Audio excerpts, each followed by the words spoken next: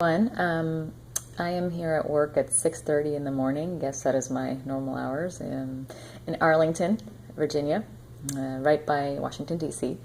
And I've been going through a lot of stuff in the last week and a half, and I came across I really realized some things that wanted to share because as historically in the past, whenever I learn something, it usually tends to help other people. So, two major things I wanted to talk about today. I have notes, by the way, here, so you'll see me glancing down often.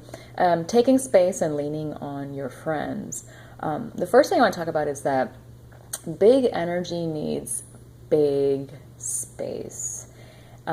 Last week, I withdrew suddenly without warning to most of my friends and people around me and activities.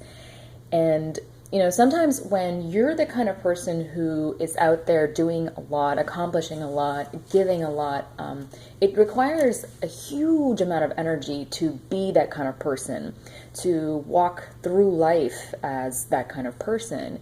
And in order to give that much, in order to utilize that much energy, you also need big space, lots and lots of space.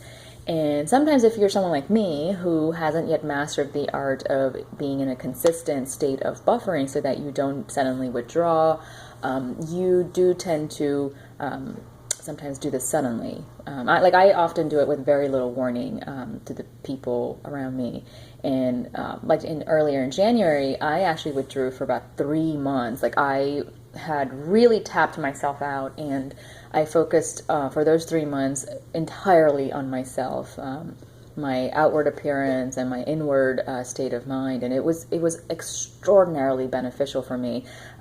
But it is something that I do tend to do, and there's someone who did that to me last week, and at first it was just like, what? What do you, like, it just really did not feel good. But then I realized, after processing it for 24 hours, that I was making it about me. But really it was about them. And I realized that they too are someone who need big space because they're an absolute supernova of a person.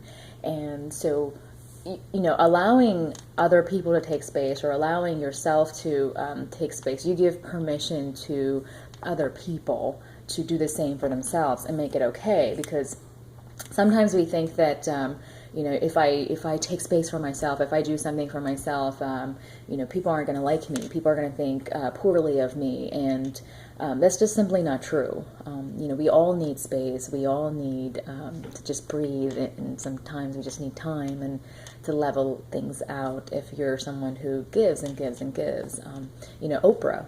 Everyone knows Oprah. She's got massive energy, and she is really knee deep out there. So she often takes either short spurts and sporadic longer breaks in between to recuperate from when she has to give. And Richard Branson also has daily habits.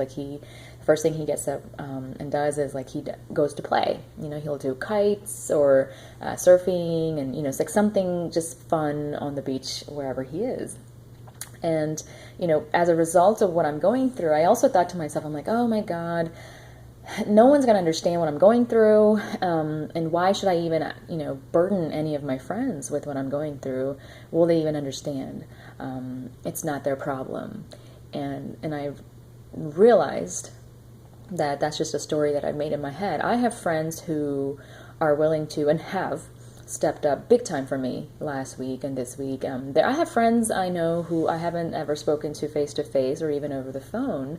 And if I asked them today, right now, they would step up and they would call me and they would support me exactly the way I need to have the kind of support. And it's just, to tell yourself that no one will understand you, or, it's not anybody's problem or it's not their burden to ask for help, is just a lie that we tell ourselves. It's unfair to take away that opportunity from other people to give you support, to learn, to practice how to listen, how to give you that support. And I admit it's really hard for even someone like me to ask for help. I don't typically tell people my genuine concerns and problems because I am a giver, but part of being an extraordinary giver is learning how to receive from other people in the same way. And I need my friends without a doubt. So, and I use different friends with the different and appropriate ability to receive what I'm, sharing and what I need. So a big thank you to my friend Rod Watkins, who has been instrumental in helping me last week and this week in moving through my ish with the perfect balance of masculine energy. And sometimes, people will often people will tell me like, oh, it's okay, you'll figure it out. And often that's what I need. Like, I don't really need people to tell me what to do. Sometimes I just need like a lending ear as I process things. But sometimes I just really need someone to say, great, this is what you do. And I really appreciated that from Rod this week because I'm human. Sometimes, I don't know what the fuck I'm doing. And so I need someone to say, okay, this is what you need to do.